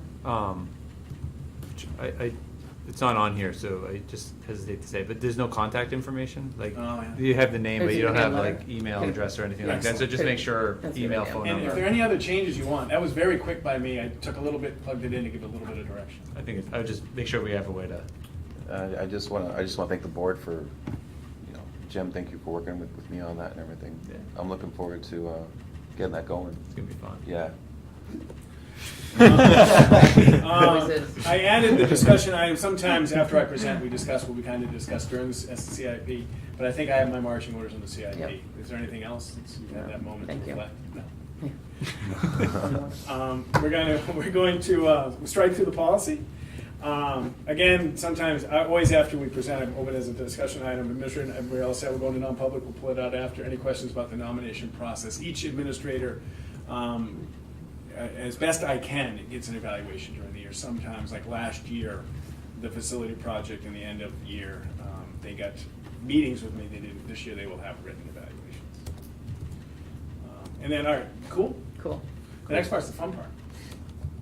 Drum roll. I always like updating. Bill and I have a texting fight back and forth. And I have an extra second. No, extra second. So, the reason, I did talk about the enrollment projection. I haven't digested it enough that I can give you a summary look at it. We just came in last week, and I knew the 3. But next week, we'll talk about water, we'll talk about vaping, we'll talk about the enrollment projections. So where we are in kindergarten. Kindergarten, if you believe it or not, kindergarten today, 63, right? Yeah, 63. maybe the highest ever this time. So that is 12 more than we were 364 days ago. Wow. Because we actually now keep it rolling, so we're 12 up. So we already gave authorization to post to make sense. This would be 21, 21, 21. And remember, 4 kindergartens were in the budget. That's right. And so and we're gonna do staffing in a minute. Second grade is now 67. Yeah, the number you had. And I have 68 wrong in my notes, but we're at 67. So right now in the budget, that is a 3-fer, 22, 22, 23. We put in contingency the 4th, if you remember. I see grimacing. It's not a today thing. Okay. It's an update. I will give you an update. Now, at the next meeting, May 2nd, I also would, I met with Chris. I'm getting very close to understanding what we need based on requests for sections next year. In 2 weeks, I would like to put on the agenda staffing and take a big picture look at the contingency fund and if the 150. Right, we had a 250 cut from the floor, 100 was help. So it's 150, I have to, there's not a mouse in my pocket, you guys have to cut, sorry. Doesn't matter, someone's gonna have to cut 150 from the budget. What do you want to blame? And I have 200 over here. Jim. You with me? Yeah. 200 here and 150. Now, the 100, if we didn't need anything from the contingency fund, you can cover the 150, life goes on. But we are going, based on sections, there's going to be some requests for some sections. And second grade is the biggest elephant in the contingency fund if we pull that. But in full transparency, when Mrs. Connolly, right, there's money. But I would do a comprehensive look at May 2nd, 150 contingency based on sections, based on second grade, based on retirements. And there's money allocated in next year's budget to support 2 administrative retirements. If the district negotiates a benefit settlement, that money is no longer necessary next year for one of those retirements. Steve, when do you think we should, when do you think that it would be sort of the cutoff time to make that second grade approval from a hiring perspective? Like, at what point do we start to put ourselves into a more difficult position? Or when is it most advantageous, I guess is really the question. And this is where Bill and I digress. Bill says yesterday. Yeah. I say I like August, but Bill doesn't like August. No. We got an extra one. We're 22, 23. When did we hire our last classroom teacher last year? That was August. I like it. It's late July. July. So July. July. I'm biting on July. Thanks. You said July. I think. So we can find that out. So, so this is not a high specialist area. It's elementary school classroom teacher. We are a magnet, and we have a potentially there is bullpen. Right. One of the things that we've done, right, deliberately, is increase our professional development and, of course, reimbursement for instructional assistants who are certified, who in fact could serve as a bullpen for teachers. So we are not unprepared with current staffing to do this. Bill, to his credit, there is angst about this, right? There's instability. I walk down the hall. Are we going to go 3 or are we going to go 4?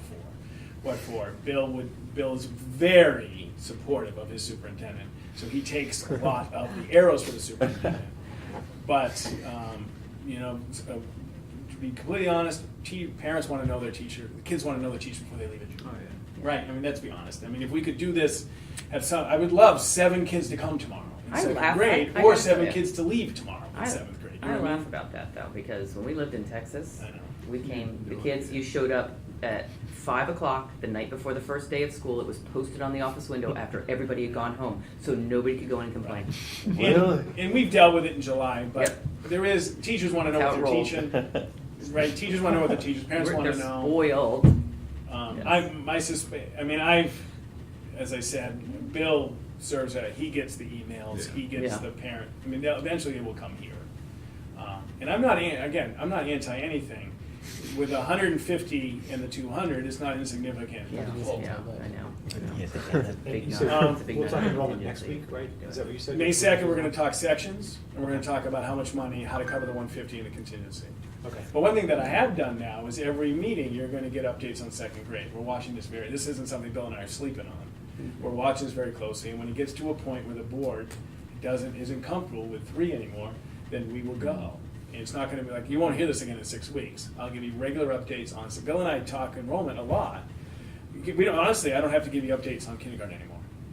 I mean, it's more curious. Yeah. It's fun for me to do, but it's no longer gonna have an impact. We sold for 4, we're in for 4, we should have 4, we did it right, it was in the budget, everything was right about kindergarten. The only thing we're gonna do is be more right. When we go to 66, it means we were righter. That's all, I'm confirming that I was right. So people get to 100. Righter. I was Right. thinking- But wait until you see the enrollment projections. 2 years, 86, based on kids who are already walking around. That's my Not question. walking. What's on? They're probably walking. What are the No, grade levels? No. Not walking yet. Not walking. Well, 3. Crawling. What's the Probably. size of They're the walking. will be 3rd grade? Is that a large group as well? Yes, huge right And the now. one- Okay. 80 something. Second grade's big, yeah. Yeah, It's a 80. 4 for sure. And Crazy. kindergarten is right now? I'm just trying to think, are we going to be end up Just pull it staffing all up up. to then staff down again? Is it No, we're going up. pig in the up. pit in And Python? next week, when I show the enrollment projection, I'm going to begin my advocacy. If there's any money left over in the contingency in Harold Mark, to give that 5th classroom. It will never be cheaper than when we do 4 to add that 5th. Here's something interesting. Kindergarten right now is the same as, right now, as what it is for next year, 63. 3 months to So go. obviously, we got a lot of time to go. Everybody okay? I'll keep updating you. Yeah, thank you. Next week, though, May 2nd, we can talk about, I think we're going to have to imagine we're pulling kindergarten. Second grade. You know what I mean? Just- Right, yeah. we're going to allocate it in our brains. Mhm. Because I don't want to spend that money Yeah. on something else. You really good answer. Yeah. be interested to talk about. Let's talk staffing. This is something I also give regular updates, usually every other meeting or every meeting where we are on staffing. Harold Martin is interviewing for the third grade position. That third grade is additional because we went for kindergarten, not that early. We haven't kindergarten, so we added that grade. Maple Street. So we had a request from a teacher to transfer from 6th grade to 4th grade. It was Tara Short. That is it's a building reclamation superintendent. It's not a board action by contract. To be completely honest, I like it when teachers want to change, want to do something. I think it's a good sign because it's a lot more work.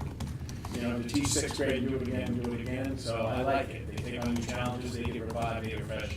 And I really do rely on the building administrator who knows the teachers best, and Amy is 100% in favor, 100% in favor. So we transfer. So now we have an opening in 6th grade, and we have a posting for that. We also have a behavior-focused position. Becky and Amy are working on that, and that's been posted.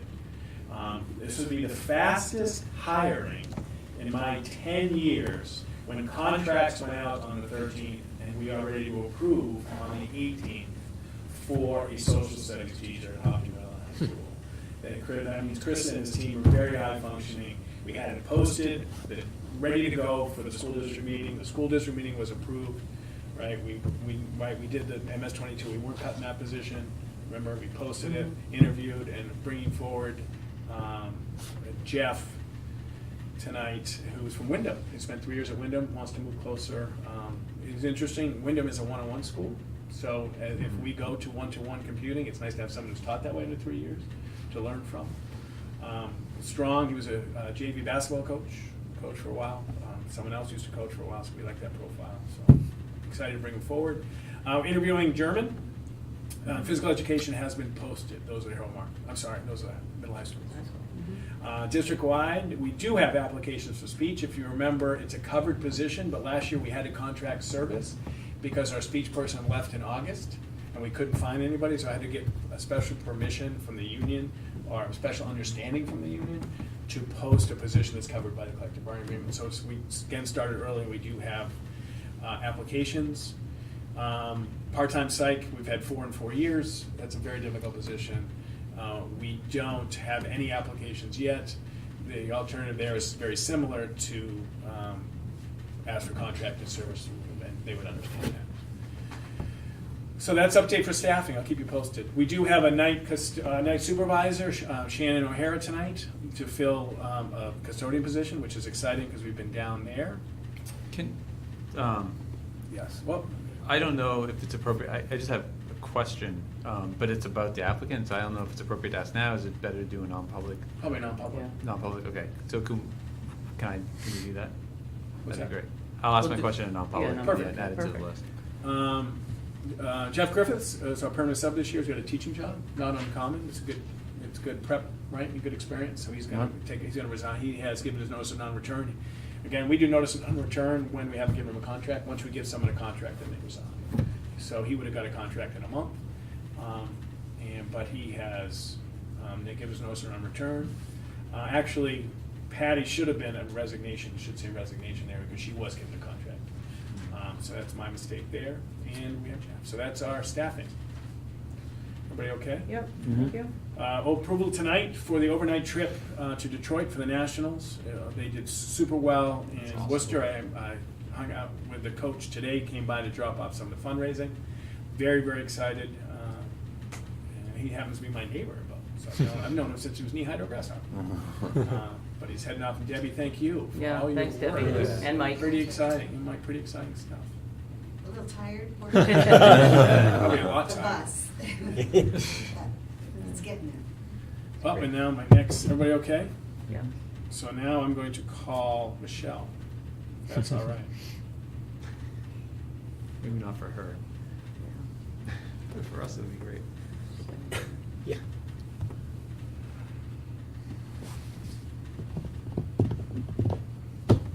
You might be watching. Hi. Fine.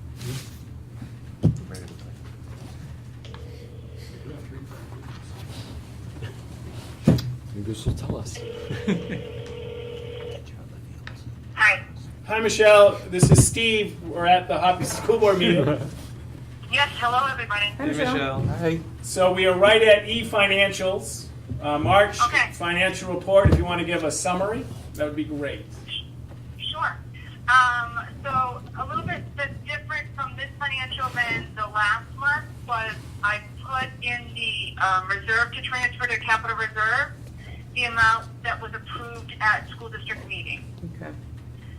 So other than that, everything is pretty much the same as far as revenue and expenses, as far as revenues coming in, additional expenses being requested. We are $30,000 more in total than the month before, so we're definitely moving in the right direction. But we are, even with using the $100,000 from the Special Education Trust, just about $100,000 short of what was Committed. approved, if you want to say, at school district meeting, or what we used as an amount for school district meeting for our tax rate impact. Yeah, I noticed actually we had, not me, you, had, that we had closed the gap a little bit Yeah. on that, which is great. Thank you. I know you guys are working really, really hard to, Yeah, and my hope is right after April break that the office managers and the other individuals, like department heads that have open POs, can really pound in on those, since we're, pretty much getting closer and closer to the end of the school year. yeah. I did have one quick question on food service, Michelle. I noticed in your notes that you made that about the fact that the food sales are higher because of enrollment, which makes sense, and that the and of course the expenses are higher as well. Are we? Is it? I guess I was trying to understand the scale of economy there. Is even though we're selling more food, are we really? Is it putting us over the top, having to buy a lot more? I was trying to understand that. I just was curious if you had some insight. Yeah, what's the deficit? Yeah, so, well, with everything, prices do go up, but there was also some changes to the benefits in the food service area That's right. Okay. that So were those not lines are in there. anticipated, that's Okay. what makes up some of that as well, compared to like last year. Okay, so it's not really the cost of food or supplies. I always forget that the benefits are in there. It was a Mhm. qualifying of it. Yeah. Okay. That makes complete sense. And I was trying to understand that, if we're buying a bag of carrots and we sell Yeah. them, are we really buying that many more carrots? No. Right, yeah, no, not to that extent, no. Okay. That makes complete sense. Thank you. Oh, you're welcome. Anybody else have any questions for Michelle? Will you stay on for a little while? Oh, yeah, absolutely. Thanks. Everybody okay? Mm-hmm. So the next piece, and this is why I always get to say we, there was a mouse in my pocket because it was really Michelle. So Michelle and I, if you remember, Doug Hall reached out to us and put together a state adequacy budget. And it was a fascinating experience to do. So Michelle and I spent 2 hours together, and if you ever have the opportunity to sit next to Michelle when she handles an Excel spreadsheet, it is worth the price of admission. And I'm not kidding, it was a lot of fun. So what we did was we went through, so John Freeman from Pittsfield had this scenario, and we had his, which was of great help. So he did it from scratch, and then he did. So what we've learned, a couple things that's interesting. So we have 1,000 kids, and we get about $4.1 million worth of state aid. Pittsfield, John Freeman, has about 600 kids, and they get $5.3 million worth of state aid. So that was just interesting for me. That part of that is the stabilization. They get significant money in stabilization. So John had to cut his budget to 5.3. I had to cut, and Michelle and I had to cut that down to 4 million. So it's actually further. So in theory, there would be more resources at Pittsfield if you had to choose in these two scenarios. I thought was interesting. So what did we do? This is what we did. We cut math. The only thing we would offer in the Hopkinton School District is math, English, social studies, and science. That is it. And we would have half as many teachers, double the class size in those.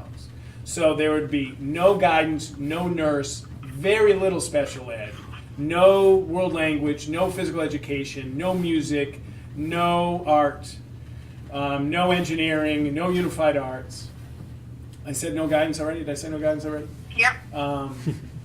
And there would be one principal for the elementary, there'd be one principal for the secondary, there would be one secretary at the elementary, one secretary at the high school, because someone had to answer the phones. 1 day a week superintendent, 1 day a week business administrator, 1 day a week student director of student services, no technology, no math, no technology support, no repair of equipment, no replacement of equipment.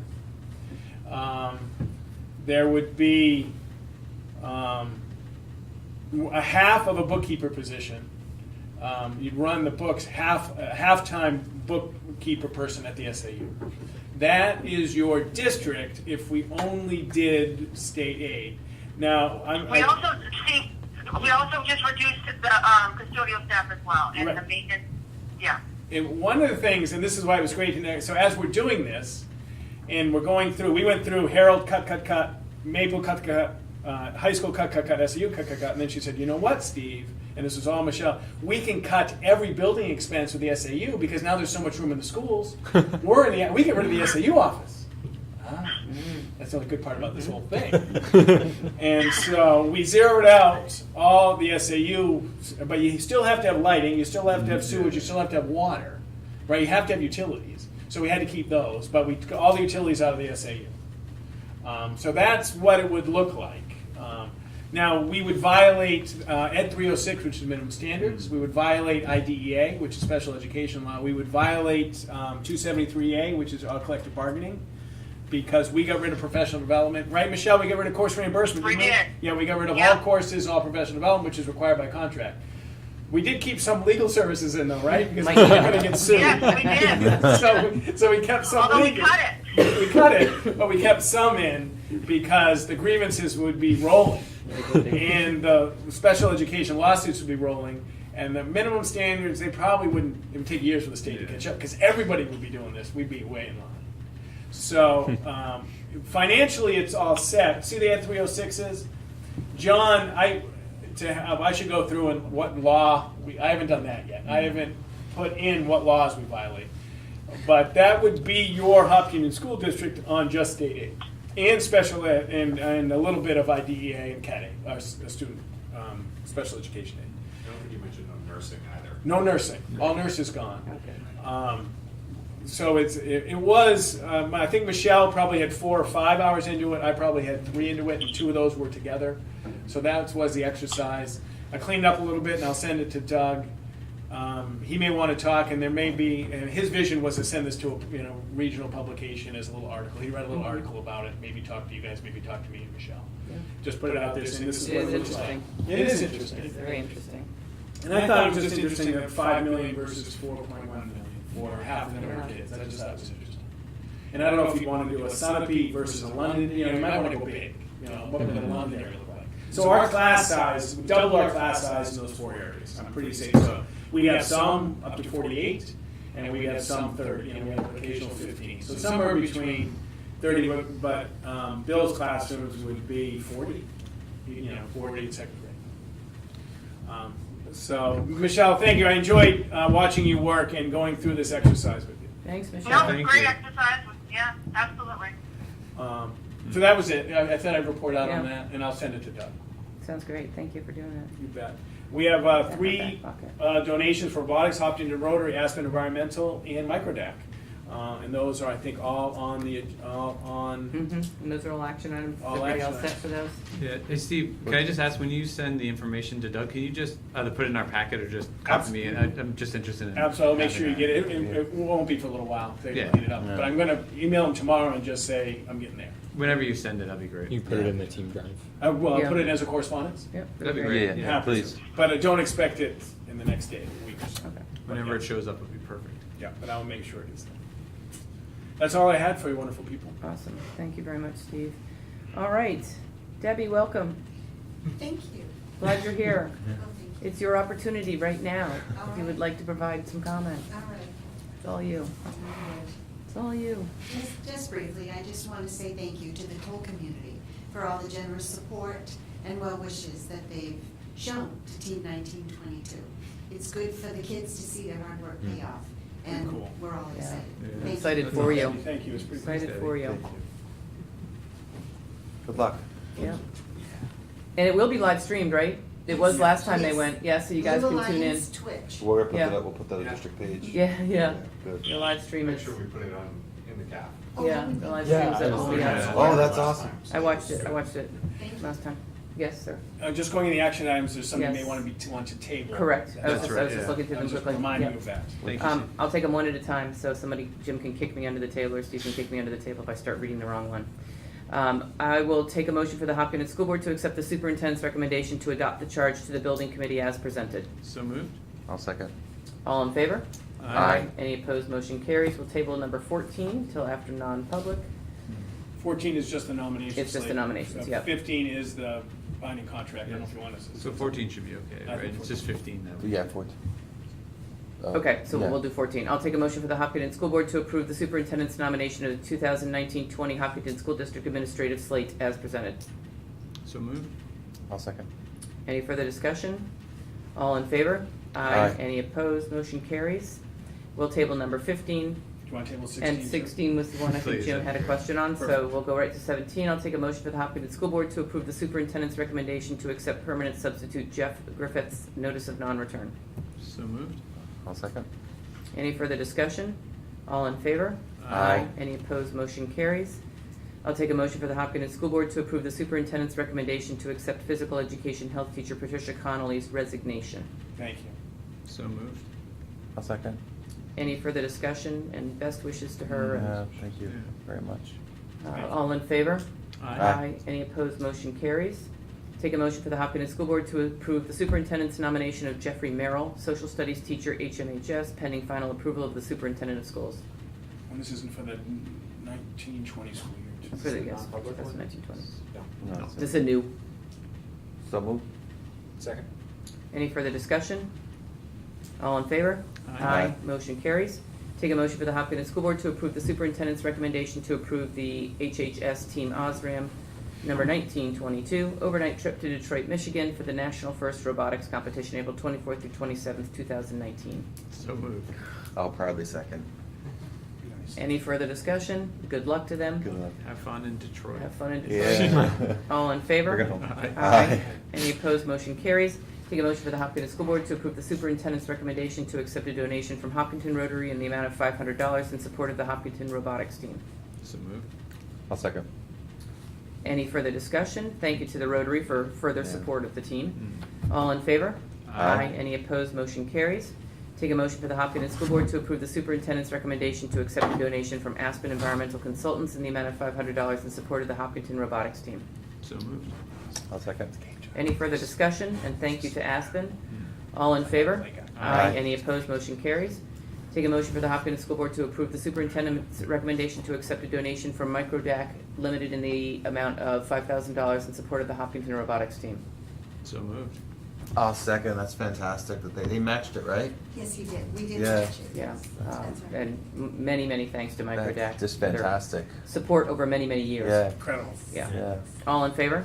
Aye. Any opposed? Motion carries. And we do have a need for a non-public session as discussion of matters as per RSA 91-A:3, Roman numeral 2, A and C. So moved. Yes. Second. And then you get your yes. Yes. Yes. I'm And there will be, And there will be action following the, Yes. potential action following the non-public session. we are stopped. Great, thank you very much. Thank you. Michelle, you still there?